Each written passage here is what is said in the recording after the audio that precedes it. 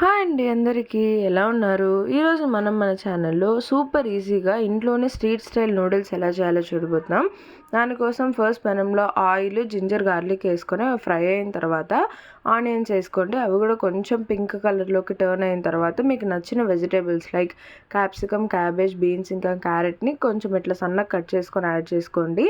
Flame ఎప్పుడు హైలోనే ఉండాలి. ఈ హై ఫ్లేమ్లో కొంచెం సాటే అయిన తర్వాత దాంట్లోనే ఉప్పు, కారం, garam masala, dark soya sauce, red chilli sauce, green chilli sauce ఇంకా టమాటో కెచప్ కూడా యాడ్ చేసుకోండి. నేను నెక్స్ట్ క్లిప్లో టమాటో కెచప్ కూడా యాడ్ చేశాను.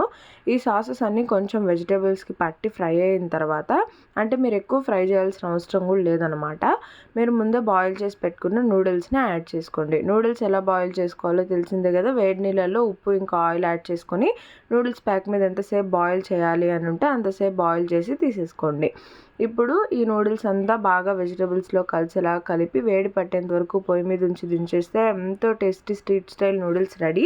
ఇది అందరికీ చాలా నచ్చుతుంది. మనం బయట కొనే అన్హెల్తీ ఫుడ్ కంటే ఇంట్లో కొంచెం హెల్తీ వర్షన్లో మనకు నచ్చినట్టు చేసుకోవచ్చు. వీడియో నచ్చితే please like, share and subscribe. And ఎలా వచ్చిందో కామెంట్ చేయండి.